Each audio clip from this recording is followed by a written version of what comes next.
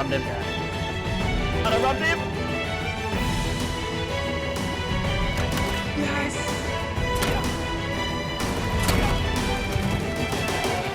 Oh my god. Dude, this is badass. Oh, that was beautiful. That was fucking beautiful.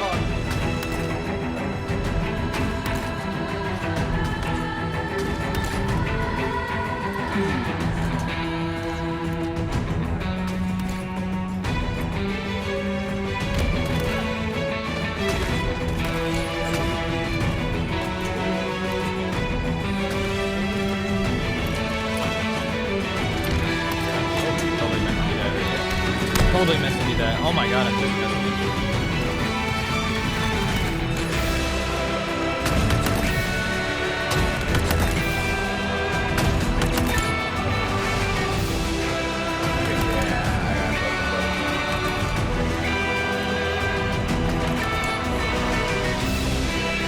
I always like the feeling of actually genuinely being impressed by vehicles, and they try to make it so vehicles quicker, smarter, and it's like, but that's not what the point is.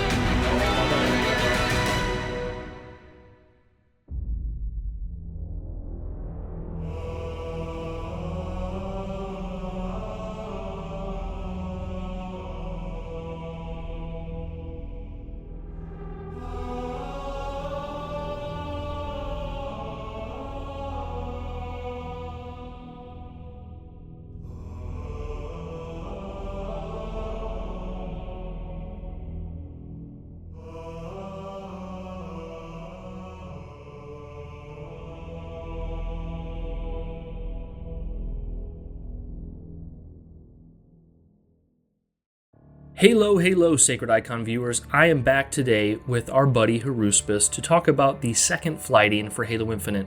Lots of things to talk about, so I just want to get right into it. I have a few questions, 4 questions in specific for Haruspis today to see what he thinks about the flight. So my first question for you today, Alex, actually, first of all, let me introduce you. Alex, thank you back for coming onto the YouTube. No, it's always a pleasure. I mean, you know, it was only just a couple of days ago since we were last recording, and I think for the Sacred Icon audience, it's a man who needs no introduction, almost. Basically. I think I actually hesitate when I put your name on anything. I'm like, should I really put featuring Haruspis? It's really just Sacred Icon in general now, which is very cool. But my first question for you after playing the second flight for Halo Infinite is it good? Yeah, I think it's pretty fun, you know. I've been playing it non-stop for the last couple of days that it's been active, which is a good sign always.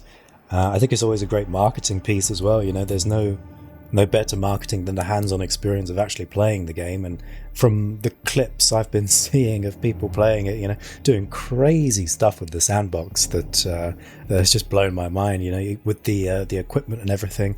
I feel like it is, from our experience thus far, it's the most interactive kind of Halo. Like every aspect of the sandbox feels like it's got some kind of, you know, it's got its determined function, and then it's got its crazy function, which you never even realized that it could possibly exist within the framework of the game. So I think, like, experimenting with all that kind of stuff, I've been having a lot of fun with it. Absolutely. It kind of takes us back to like the Halo 3 times where people were doing new things, and it's kind of crazy to see that happening with Infinite. I think it's a really good sign for the future of the game that people are already like, look at this crazy thing you can do that, like, on one hand was intended but like also wasn't the original purpose, and that's very much in the DNA of what makes Halo so good. Absolutely. It's that unpredictability, right? And you've seen even the devs have been saying, like, you know, I've been working on this game for years, and then I jump into it with a bunch of random people who are just getting their hands on it for the first time, and they're doing all this crazy stuff that I never even thought of.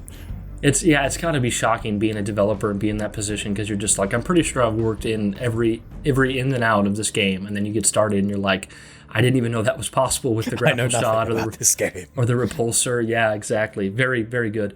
The next question I have for you, Alex, is it 343? Now, I know that's kind of a weird question to ask, because this is obviously 343 Industries making the game. They've been in charge of Halo for about 10 years, a little more now. They put out Halo 4 and 5, but Halo 5 was about 6 years ago. Since then, we've had several different management changes, people coming and going. We've had people who have been there for a long time taking up new roles. We've had a lot of fresh blood come in and stay, fresh blood come in and go, contract work and everything.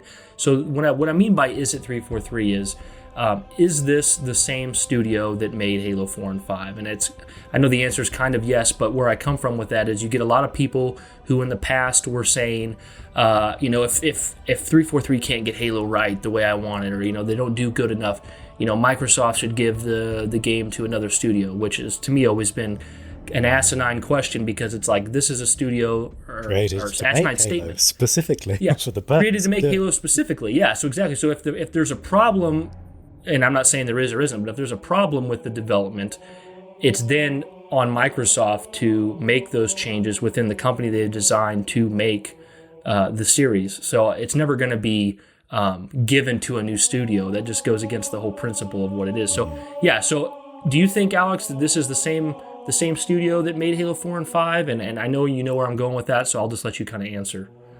Yeah, it's a bit of yes and no, because obviously on a fundamental level, as you say, people have moved around, people have left, and that's just kind of par for the course in the industry, especially these days.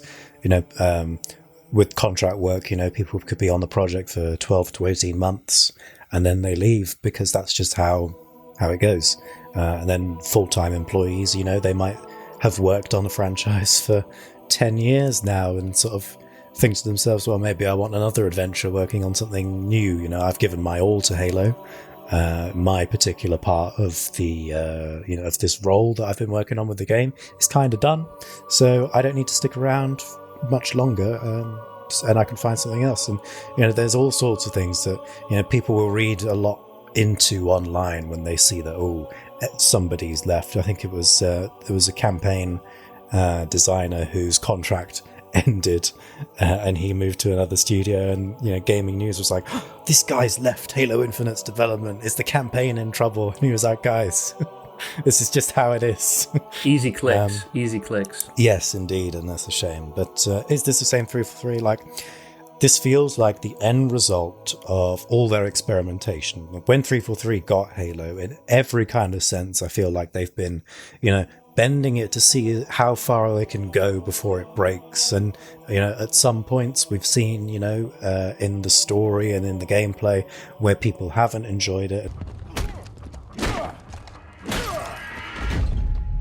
And then where they've hit on really great success points. I am not leaving you here. John. And I feel like with Infinite, they've kind of pulled a lot of that stuff together. And the end result has very much been, here's what we've learned from the last 10 years. We've done our thing. We've got all this legacy stuff that, people have been very keenly giving feedback on and reminding us of. Let's see what kind of marriage we can make between the two.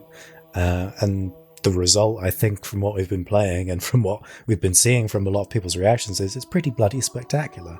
So I feel like this is kind of 343's sort of mature stage now. They were sort of the new kid on the block in with Halo 4, and then with Halo 5 they've described it as like their sophomore effort, and now with Halo Infinite, looking ahead to the next 10 years, they're all grown up now. They know kind of all that they kind of need to move forwards in the best way possible, and I feel like that's what we're really seeing. Yeah, I agree 100%. I kind of see it as them like shedding their skin a bit, because you have this legacy of Bungie's work, and you have this legacy now of 343's work with Halo 4 and 5 and all the different projects they explored. And it kind of feels like with Halo Infinite, there's this separation of time, 6 years since Halo 5, where it feels like I said, they've kind of shed their skin. Like you have all that legacy Bungie and 343 content that's kind of in the past now, and this is like their new fresh effort at the series that like honors the legacy of what came before, but kind of establishes a whole new ground going forward. And I think it's really exciting to see that, because it does feel like 343 maturing on what they've arrived at this time. It's very Absolutely. Cool. I don't think that this is a game that they could have come out with in 2012, this particular style and everything. I think it was necessary for them to take those steps to say, how much further can we push the Reach formula and see whether, just a few clear-ups of that sandbox, maybe some additions and changes, whether that might do better. Obviously, it didn't land for a lot of people, unfortunately, and that's all progressed as it did. Then with Halo 5, I think that got off to a really soaring start and really saw a lot of investment back on the esports scene. The competitive side of Halo really felt like it kind of got revived and revitalized with Halo 5. Maybe some aspects of like the casual side sort of dropped away a bit, but then you had Forge and custom games there, but the custom that just got completely crazy over time. The things that people made that went into that game. So I feel like having all those sort of like different sort of constituencies that they've learned from, that they can sort of all pull together and create what we've seen with Infinite, and very excited to see the other parts that we've not seen as much of, because obviously we just got the gameplay and some of the multiplayer maps to focus on right now with a couple of the modes, and it's obviously a more substantial look, I think, than anything we've ever had in a beta or like any kind of preview in the past, but there's still a lot to see yet, I think. Yeah, I totally agree. The thing that's so cool about them being in this position now and looking at the strengths they've had from prior titles and the weaknesses and coming forward with Infinite is, that Halo 4 and 5 time, it's an era now that's established. And I know that there's negatives there that people don't like, things about those games people don't like, but it's going to be established as this era of Halo that's going to be looked back on fondly. I'm not saying it's going to be looked back on fondly by everyone, but it's kind of like if you look at the prequels for Star Wars or whatnot, people look back on those because they grew up with that era. They have those warm fuzzies they get from that. There's going to be moments where you're in Infinite, whether it's at launch or maybe years from now, where there's going to be a reference to something, whether it's the Didact, the Librarian, or it could be Team Osiris, and people are going to go, man, I remember when I was 9 and I got Halo 4, or I remember when I was 12 and I got Halo 5, and it's going to be those memories that are able to carry forward through, and that I think that era will be looked at better in a sense as time goes on. I mean, obviously some will see it as like a lower moment for the series, but as we've seen with other things, it'll come back. It usually takes about 10 plus years for that to happen. Oh, it's interesting, yeah, because the community is so... we live in so many different houses now, obviously you've got people who've been with the series from the start, you've got people who came in at random points, throughout the series. Somebody's first game was Halo Wars, somebody's was Halo 3, that was the big party era of Xbox Live. Maybe they've not played it, since then. You got people who came in with Halo 4 and, they really gravitated towards the story side of things. You got people who came in with Halo 5 and that was, just a generation ago now, but they've gone back through the series and they're looking forward to Halo Infinite. It's just like there's so many groups of people with so many specific kind of emotional memories and experiences with this franchise that it's an impossible job to satisfy all of them. But looking at sort of some of the ways that Infinite has evolved, it really seems to have struck that middle ground, certainly from the kind of reactions that I've been seeing online, that has made a lot of people who love 343's games in all their sort of varieties there, and the Bungie games in all their varieties as well. It's kind of been that perfect marriage of classic and modern, without kind of going too far in any particular area.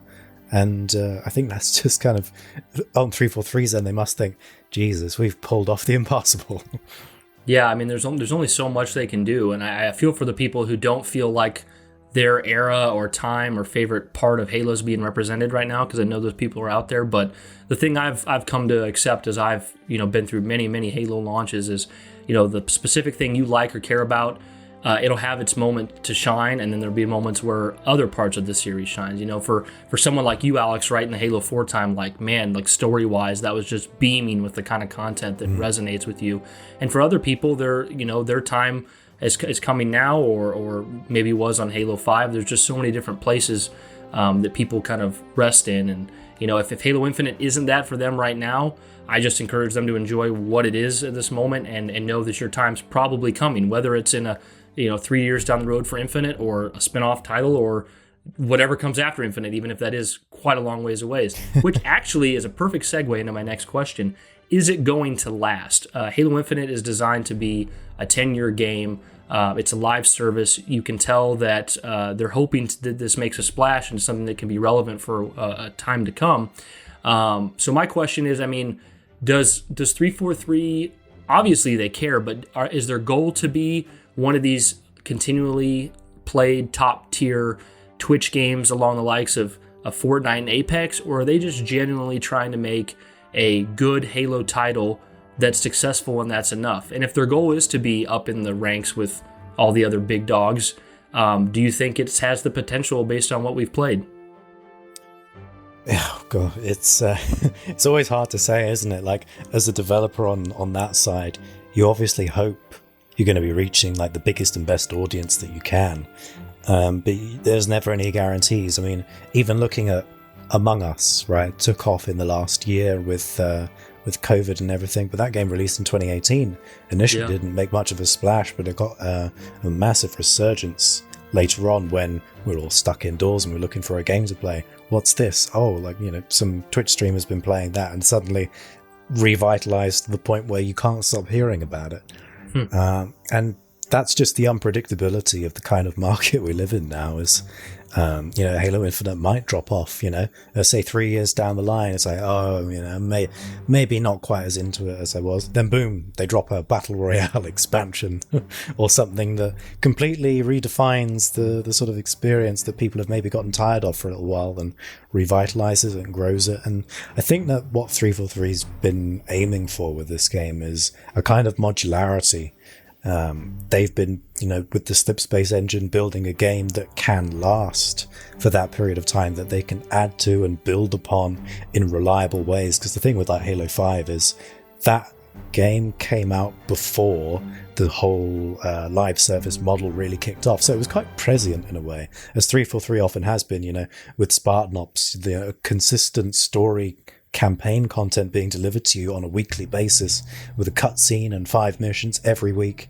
That was very much ahead of its time, obviously bound by a lot of limitations. And now 343's kind of come to the end result of that and says, we can finally enact our vision. We can build the tools, we can build the engine that will enable us to deliver that content and hopefully, you know, have it last for the next decade. And, you know, we've seen a couple of games reach that 10-year mark, like the Old Republic, I think, hit that mark earlier this year. So it's definitely doable. It's just a question of, you know, that support, that quality, listening to the community, and, you know, really just steering the best course forward. And, you know, that's going to, your faith on that level is going to vary. But right now, I think we're in a really good place for the starting point.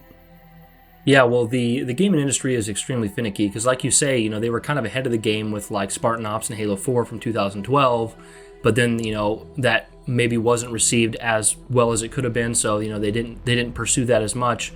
But then it became a thing that the games were doing with live service models, so they're now coming back to that. And I think it's interesting. You mentioned too, like maybe in a few years, if the game's gone stagnant a little bit, they'll introduce a battle royale and inject a whole bunch of new popularity into it. But the way that the industry is so finicky, what's funny is it could go the other way where, you know, 2-3 years from now, there is no battle royale in Halo.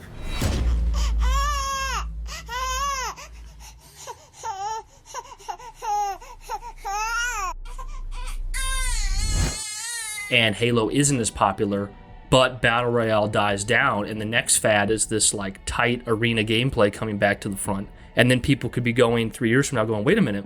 They are rage, brutal, without mercy. But you will be worse. Rip and tear until it is done.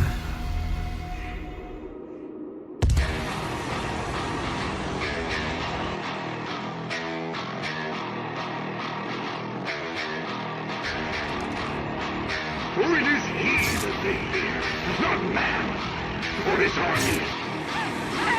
Please help us!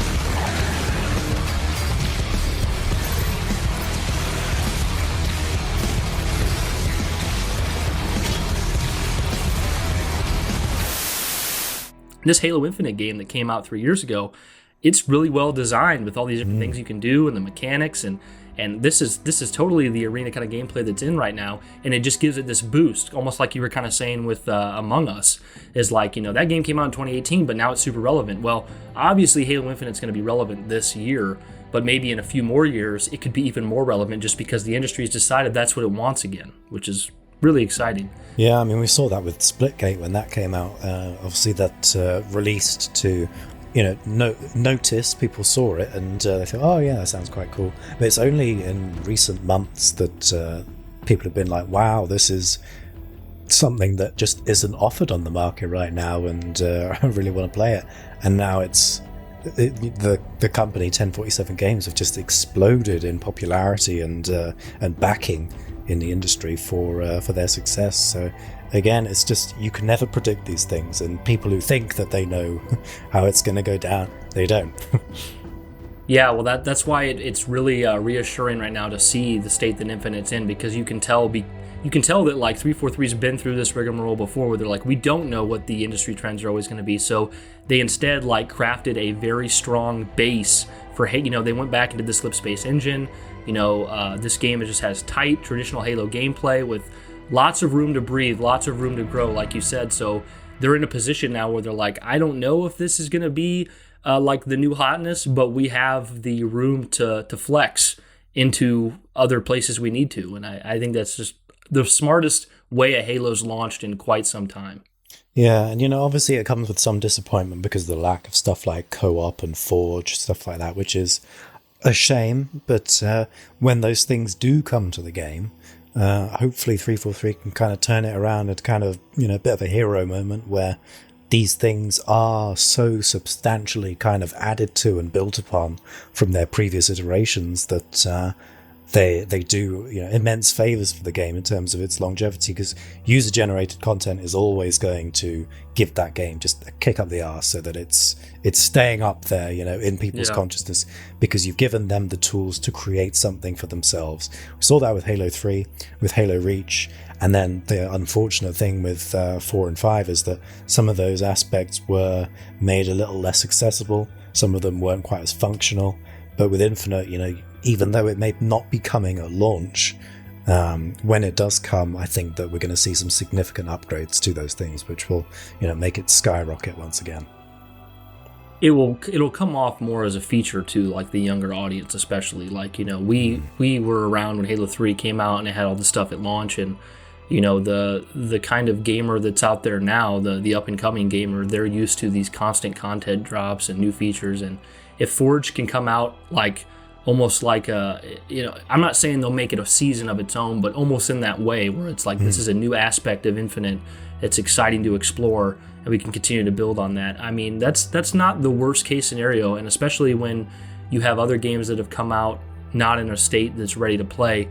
If Infinite comes out and what's there, which is the majority of the package, is content complete and not super buggy and broken, I think it's really smart that they managed to, what's the word I'm looking for? They managed to look at what they have and know what they can do in the time that they have left.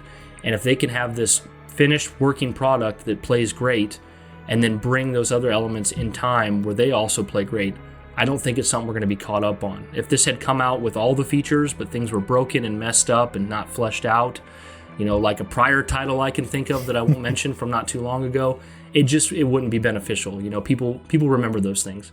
Yeah. But Alex, the final kind of thing I want to get from you before we get out of here is, what's your general experiences playing the flight? This flight versus the last flight. Any new things you've taken away? I mean, how are you enjoying it? Yeah, I've really been enjoying it. I've just been I've been saying to myself, one more match. And I've been staying up until 1 o'clock in the morning when the second half of the flight goes live to play for another hour or two before I have to drift off. And it's just been tremendous fun.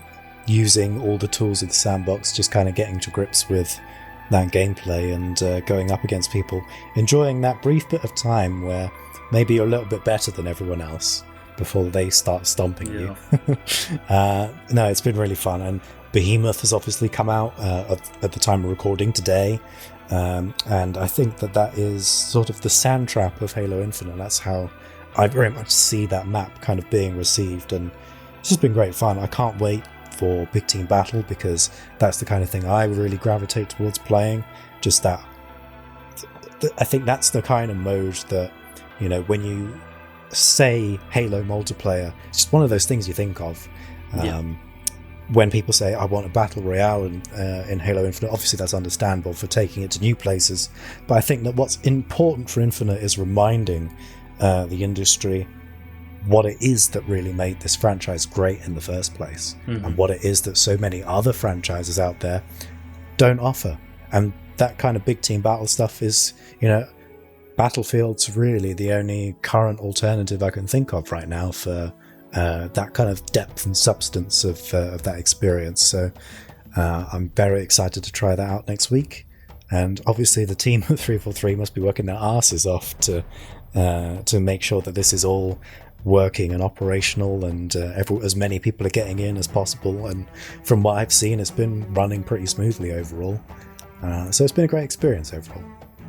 Yeah, it makes you appreciative of where they're at right now with the game being the core tenets of what you've expected of Halo for all the years, where they're getting this 4v4 arena multiplayer great, but they're also tackling the big team battle and bringing it back to its roots, so that alongside, you know, the slip space engine that can be flexible, like you said, we're having Halo at its core at launch. The things that made this game so great, the things that maybe a lot of the new generation of gamers don't really realize because they've grown up on the Fortnites, or even Call of Duty would probably be a better example, because Call of Duty has been more of that just quick, fast-paced deathmatch type stuff that never really been a big team battle. I know we have Warzone now, which is more of the BR mode, but them laying all the ground for like what's going to be a really strong Halo with a really strong foundation that can go in many different places. I know this time around with the flight, it's pretty much like the first time, where I'm enjoying my time playing it, and I'll play it for like 5-6 matches, and I'll be like,